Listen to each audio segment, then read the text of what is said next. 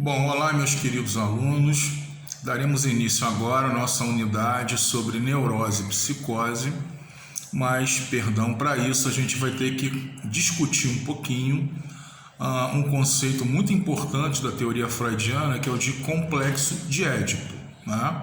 E o de complexo de Electra, que é diretamente vinculado ao complexo de Édipo. Porque os dois, dentro da teoria freudiana, podem ser entendidos assim como os fundamentos de uma série de desvios de comportamento, condutas equivocadas que podem evoluir para neuroses e até psicoses quando o sujeito se encontra na idade adulta. No final a gente vai ver que para o Freud as origens das neuroses e das psicoses têm um profundo componente relacionado às experiências que tivemos na infância desde o nascimento. E essas experiências, quando elas são atribuladas, quando elas não se desenvolvem dentro de um curso evolutivo normal, elas de alguma maneira ficam guardadas em nós, elas ficam como que recalcadas no seu gradiente energético, e reaparecem psiquicamente na idade adulta com determinadas feições que muitas vezes nós não damos conta de controlar, mas nos angustiam, nos provocam sofrimento e nos provocam algum tipo de mal-estar. Para isso a gente vai começar com as ideias dos complexos de Édipo e dos complexos de Electra, que são conceitos símiles. O que é um complexo? Um complexo já denota algo muito denso, muito amarrado, muito anovelado.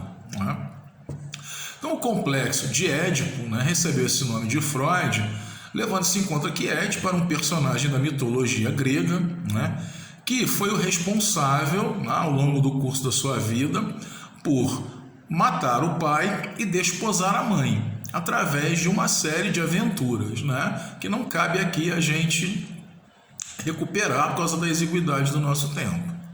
Mas o Freud, ele usou esse termo para designar que na estrutura parental, onde tem uma figura masculina e uma figura feminina cuidando de um menino que nasce, o menino, nos momentos iniciais da sua vida, por volta dos 8, 9, 10 primeiros anos, ele passa por uma série de transformações mentais, cujo principal foco é um apego demasiado à mãe e um desejo de eliminação, de morte mesmo, da figura do pai.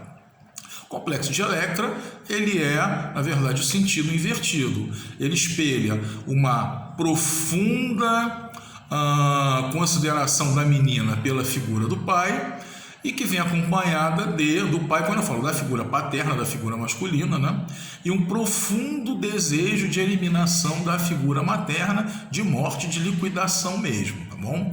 Esses são os sentidos que nós damos a essas ideias, Na verdade, o que o Freud quer dizer com isso é que as experiências que as crianças têm ao longo da sua infância são componentes, são fatores importantíssimos da constituição da sua personalidade, fatores estruturais e que vão perdurar por muito tempo na vida. Compensação, se o complexo for dissolvido, o enovelamento for desanuviado, a criança aprende a amar normalmente, se relacionar de maneira madura, autêntica com outras pessoas. Mas se esse complexo ele não é totalmente desanuviado, ele insiste em manter porções dele no decorrer da vida adulta, pós-infância, e se prolonga pela puberdade, então ele pode aparecer, reaparecer, ressurgir na idade madura, sob forma de desvios comportamentais e, como a gente vai ver mais adiante, até neurose e psicose. Na infância, a gente se dá conta de que há muitos diálogos, toma como o caso dos meninos aí no complexo de Édipo, que demonstram um apego muito grande pela figura da mãe. E isso não nos é estranho, uma vez que já vimos nos encontros anteriores que o Freud ele discerniu que a sexualidade infantil ela sempre existiu.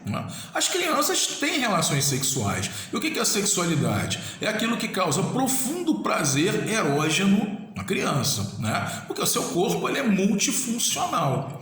Então, a relação com a mãe é profundamente erógena, profundamente sexual. Isso é expresso, né? Como eu coloquei no texto de apoio lá para vocês lerem, em diversas expressões corriqueiras do tipo: mãe, você é minha namorada, mãe, eu quero me casar com você, pai, você é o cara mais bonito que eu conheço. Há um caso clássico que o Carlos Estevão relata de um desenho, né, que um menino por volta de 5 anos faz, né, entrando de braço dado com a mãe numa igreja para se casar com ela, né, diante do pai, e atrás dos dois ele coloca o quê? O pai na porta da igreja. É uma alusão clara a um desejo de afastamento do pai, tá? De não proximidade dele nesse momento da vida onde ele está tão atrelado com a mãe.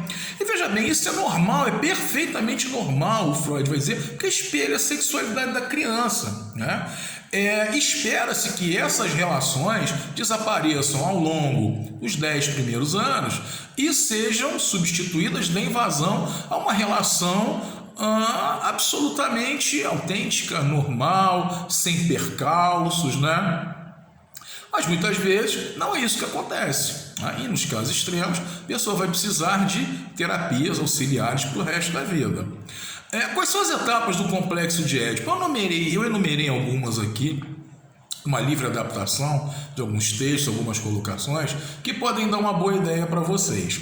O menino, quando nasce, ele se liga corporalmente à mãe, né? Principalmente através da boca e do seu corpo como um todo. A mãe o abraça, o nutre, oferece o leite para ele, mima, brinca. Então ele experimenta via a boca e via o abraço, a mão, o seio, o corpo da mãe, um mundo cuja totalidade é justamente esse diálogo, né, emocional e erógeno, corporalmente falando, com a mãe. Tudo que ele quer, né, é centrado naquilo que o corpo da mãe lhe fornece: carinho, alimentação, controle da ansiedade, quando ele está chateado, calor, fome, mal-estar. O sentido corporal é esse. Então é absolutamente convencional que ele nutra uma profunda afeição por uma figura feminina que exerce essa função para ele, né? Pouco a pouco, né, à medida que a percepção dele vai se alargando e ele vai identificando com a sua experiência novas situações de mundo, ele passa a se dar conta de que há mais alguém que se relaciona com a mãe, que é uma figura masculina, figura paterna. É lógico que aí vem uma sensação de que, bom, há um rival, né? Esse rival disputa o corpo da minha mãe comigo, tá? A minha mãe, ela cede o corpo dela também para ele. Então, eu não quero que isso aconteça. Veja bem, eu estou falando aqui na esfera do discurso algo que é profundamente não citável, algo que é vivido dentro de uma linguagem extremamente pessoal e subjetiva. Mas se pudesse ser expresso, seria mais ou menos assim.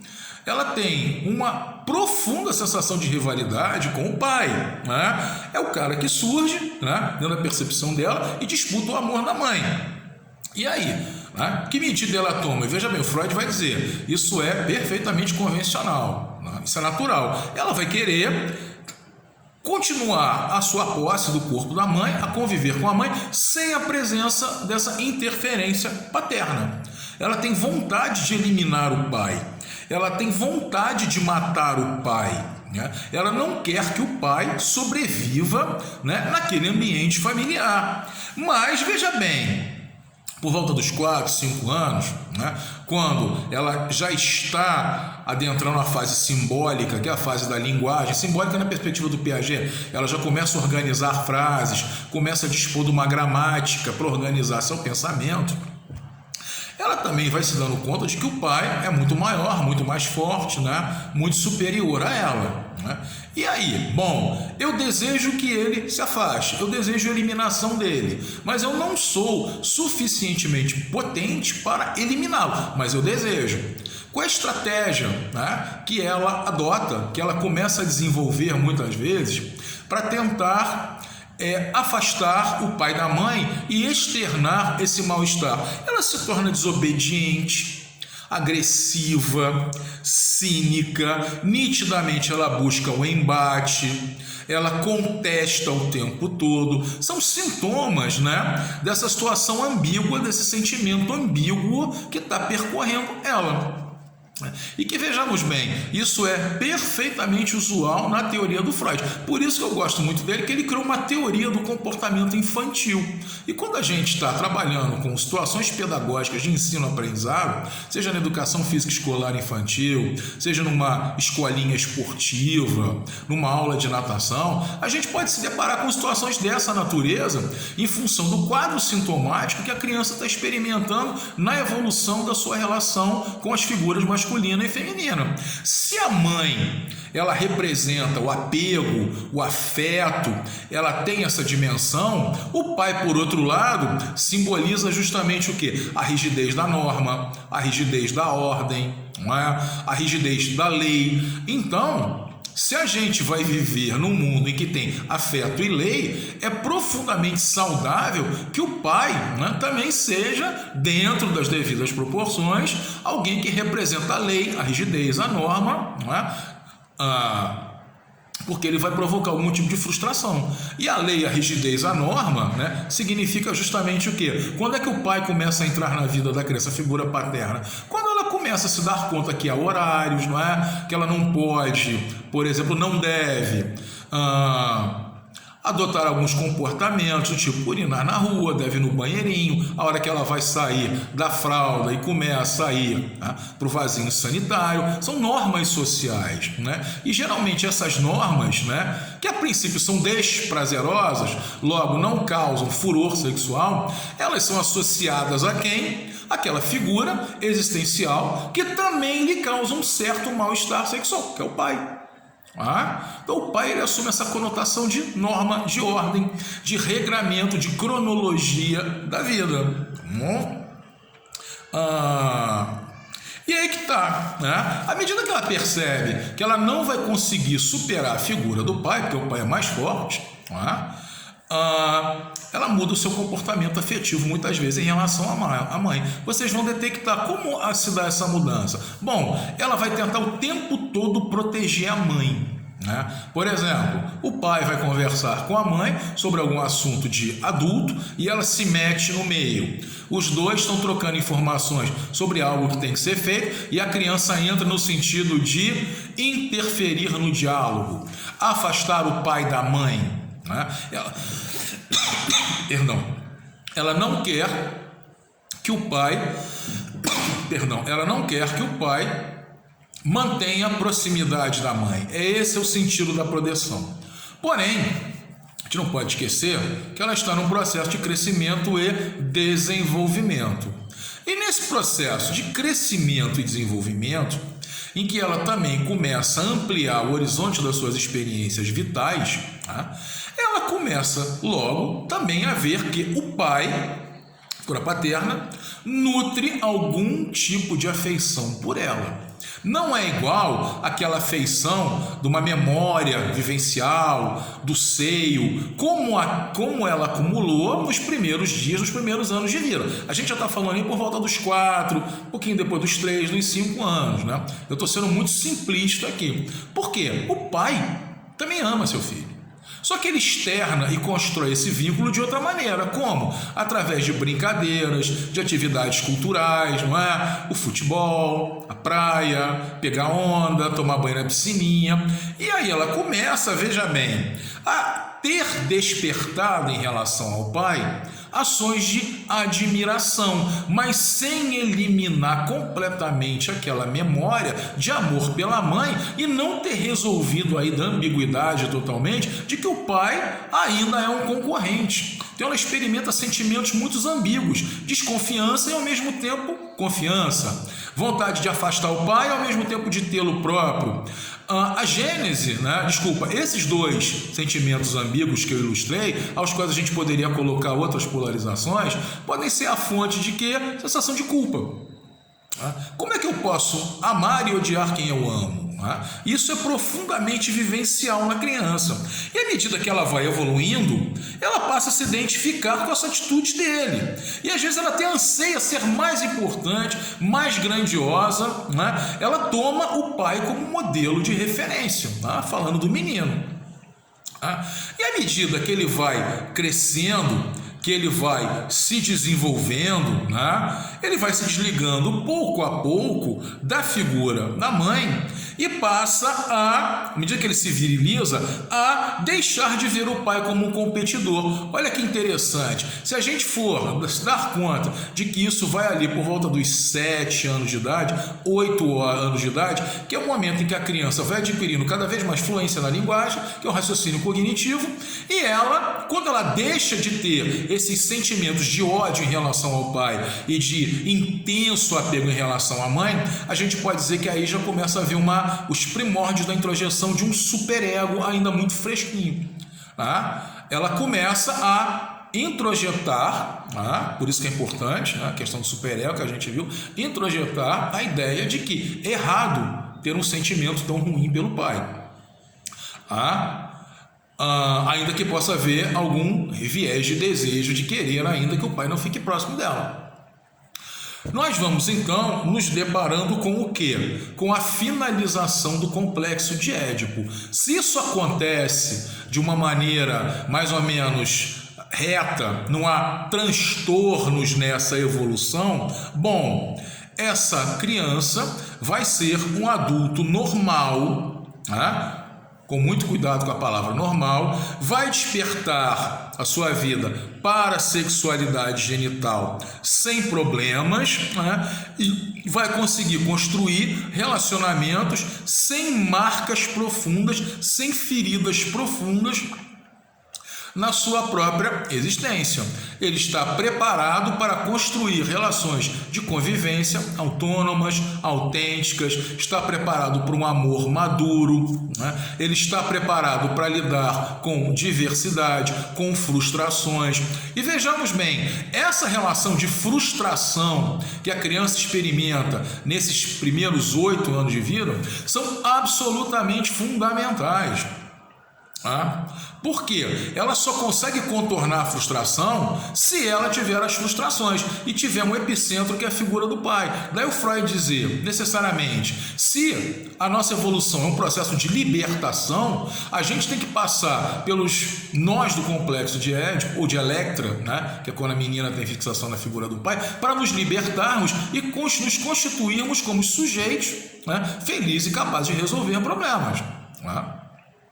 Se você não tem a experiência da frustração, você não consegue sublimá-la. Se você não consegue sublimá-la, você não consegue ser o agente da sua própria construção de vida, como resolução desse problema. O problema vital qual é? Resolver a minha vida e libertar-me desse complexo, desse anuviamento, tornando-me cada vez mais livre.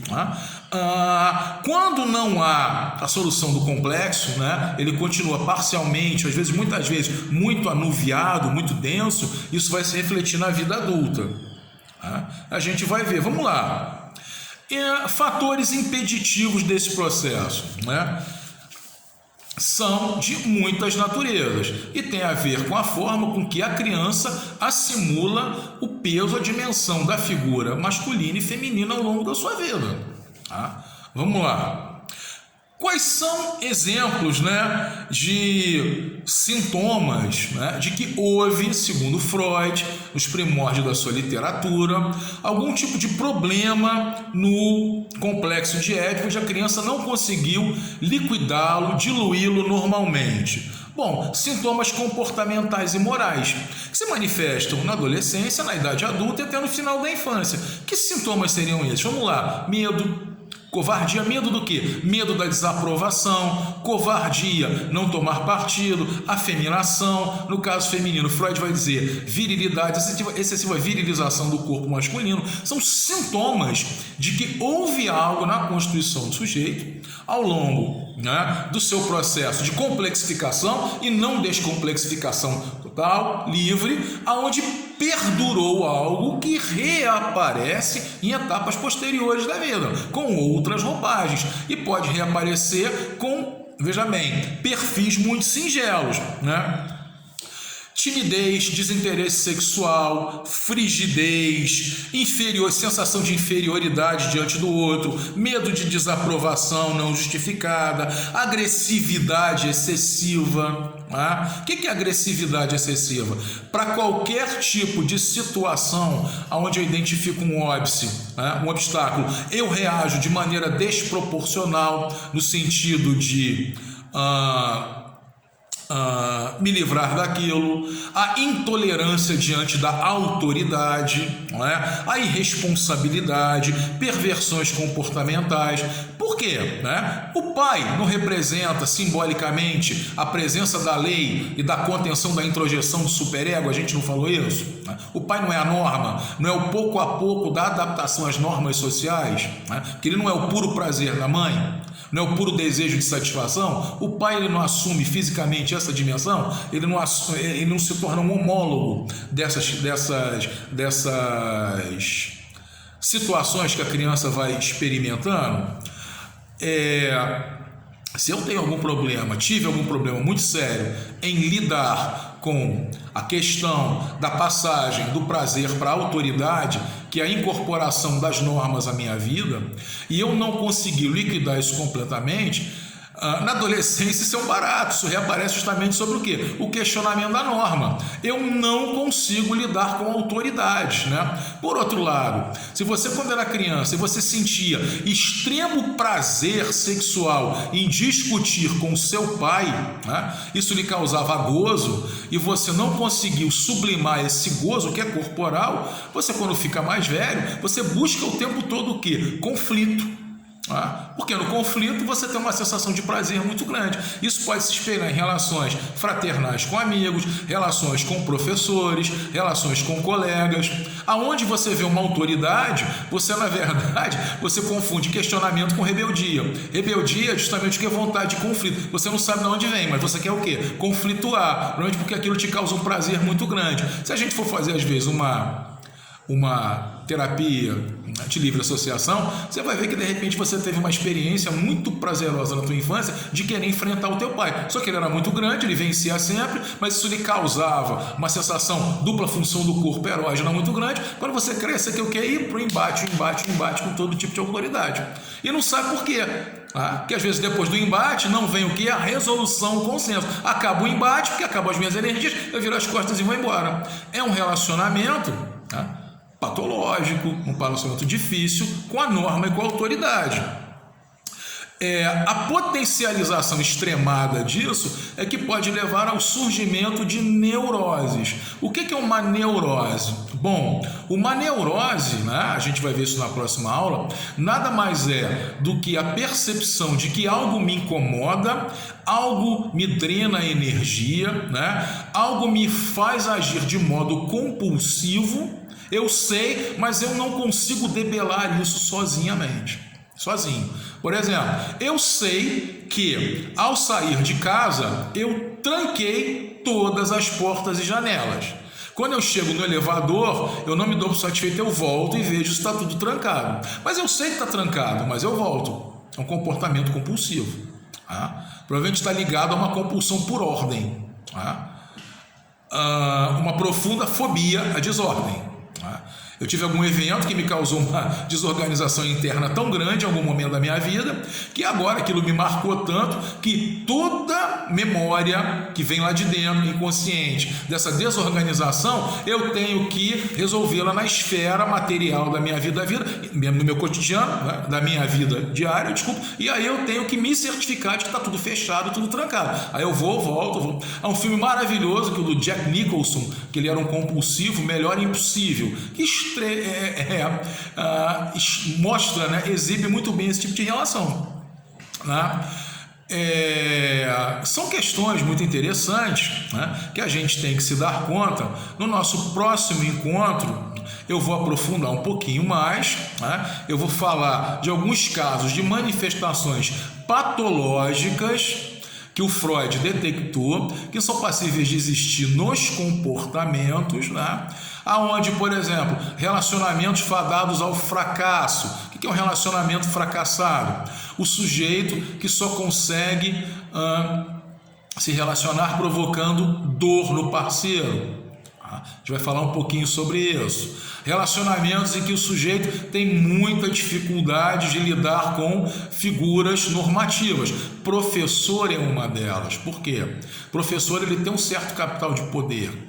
E se você nutriu algum tipo de dificuldade na sua construção como sujeito de lidar com a norma, e a norma te parece tão devoradora, né, tão destruidora, e você ainda não conseguiu, de alguma forma, superar isso, a tua relação com a norma pode ser complexa.